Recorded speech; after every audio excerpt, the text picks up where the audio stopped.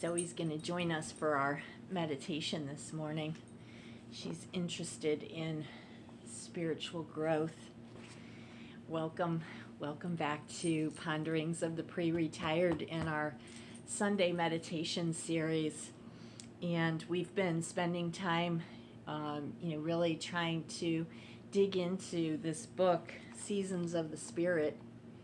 And so for Sunday, August 17th, we've actually been spending a lot of time in self-reflection and self-growth, and this meditation actually challenges us in our partnerships, and specifically our partnerships with our significant other. Yes, you're beautiful. So let me go ahead and read this meditation, and we'll dig into it a little bit and see what your thoughts are and what I took from it. And freedom is the open window through which pours the dignity of the human spirit. And this is a quote from Herbert Hoover. When we give up our freedom to choose, or when we don't feel free to follow our inner voice, we die a little inside. Maturity teaches us to be open to learning from others, but we still have the right to make mistakes and the right to learn from our mistakes. The final word remains our own. Nothing will stifle and drown a relationship quicker than when one adult does not respect the other's right to decide. Some decisions are negotiable, and good partnerships contain a win-win clause in which each person has a voice. But some decisions are a matter of individual conscience, and we have no right to interfere with that process. Do our partners encourage us to reach out our own conclusions and decide for ourselves? Do we respect our partner's right to do likewise? Are there subtle or not so subtle ways in which we try to curtail the other person's freedom? Relationships thrive when each gives the other the freedom to decide. When we give someone wings, we give them the freedom to fly with us. Today, let me give my partner the freedom to follow the dictates of his or her own conscience. So again, this meditation today is kind of challenging us to think about how we relate in our partnerships, in our relationships with significant others. And Zoe bowed out because she's single and doesn't feel like this applies to her at all. So she has taken a pass on today's meditation, which is fine. For those of you who are watching this who may be single or maybe solo by choice or otherwise, I feel like this still applies, because we can see this sort of play out in all kinds of different relationships, not just with our significant others, husbands, wives, spouses, girlfriends, boyfriends,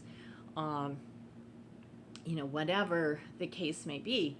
I think we can see this play out in partnerships of all kinds, whether it's working partnerships, owning a business with another person, any kind of partnerships that we're forming where we're coming together with another human being or human beings and working towards hopefully a common goal. The point that I took from this for myself had to do with control. That's the word that came forward for me when I read this, had to do with control and questioning whether or not I have the right to try to control another human being's decisions or choices in their life.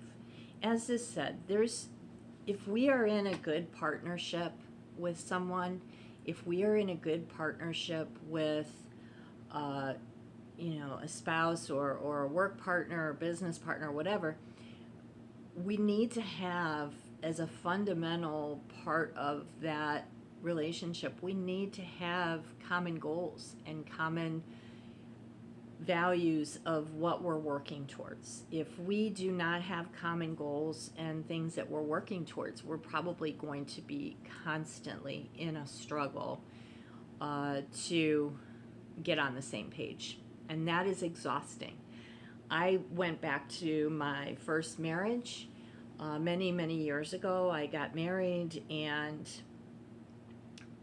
although we liked each other and we loved each other, we just had different goals and different things that we valued and different things that we prioritized. And I tried every different angle to try to control this person to get them on the same page as me so that we could be kind of moving in harmony, different, but still with the same priorities, the same values, the same goals. And that was not going to happen. And so what that led to was literally 17 years of arguments and fighting and unhappiness. And it was a very not good situation. We parted ways after 17 years of being together. I think from a standpoint of both of us knowing that this was not going to work because we were two very different people. And no matter how much I tried to control that situation with him and get him on the same page as me, and him feeling the same towards me, get me on the same page as him in regards to values and goals, it wasn't going to happen. We were two separate human beings with two very separate walks of life and paths of life of where we were going and what we were trying to accomplish. And so that relationship did not work out, in the end. So after having gone through that, and hopefully, fingers crossed, over the next 17 years following, I did a lot of growing and a lot of self-exploration and some relationships thrown in there along the way. And what I came to realize is that there's not a lot of people in this world who, kind of have those commonalities with us. And when we do find those small amount of people, our tribe, our people, we need to give them the freedom to be able to still have their own paths and respect that we're not always going to agree. There's I feel like some fundamental areas that we need to agree on and we need to be on the same page about. And then there are other areas that we can deviate and have, kind of different views. And so the concept of control and controlling another human came front of mind for me today with this meditation. And I'm interested to know from you, where do you feel like this may play out in your life? The questions: do our partners encourage us to reach our own conclusions and make decisions for ourselves? Do we respect our partner's right to do likewise? Are there subtle or not so subtle ways in which we try to curtail the other person's freedom? So again, I feel like there's some deal breakers, at least for me, in a relationship, some areas that we need to align pretty closely on. For me, and this is just me personally, I'm not saying this has to be for you, but for me, a few deal breakers. One, we have to have the same financial goals. I can't be with somebody that he's, off spending and I'm trying to save, or vice versa. I feel that we need to be on the same page when it comes to our financial goals and, what we're working towards financially. We need to have, for me, as a deal breaker, I need to be with somebody who aligns with my religious and spiritual views. Um, those are very personal, they're very important to me, and I need to be with someone, and this is again just for me, that aligns with that, does not try to sabotage that. Doesn't have to be exactly what I believe in. They can have different, different beliefs, or approaches to their belief and how they practice that, but we need to be aligned and be respectful of each other in that regard. Um, you know, some other areas is like how we treat each other, because at this point in my life and after having gone through quite a few things in my life, can't be with somebody who's abusive, can't be with an angry person, cannot tolerate anger or violence in my life whatsoever. So have to be with somebody who values peace, serenity, um, you know, that kind of lifestyle. And again, that doesn't mean that there's not going to be disagreements, because there are going to be disagreements. There are going to be times where, we don't always agree on everything. But at the end of the day, we need to respect one another, and we need to respect our partnerships, to allow the other person to have their own opinions, their own thoughts, their own approaches to doing things. So we may have fundamental beliefs and fundamental deal breakers, so to speak, but we still need to be able to respect and allow and give up control of our partners so that they can grow and be individual, independent humans of their own. And we need that for ourselves too.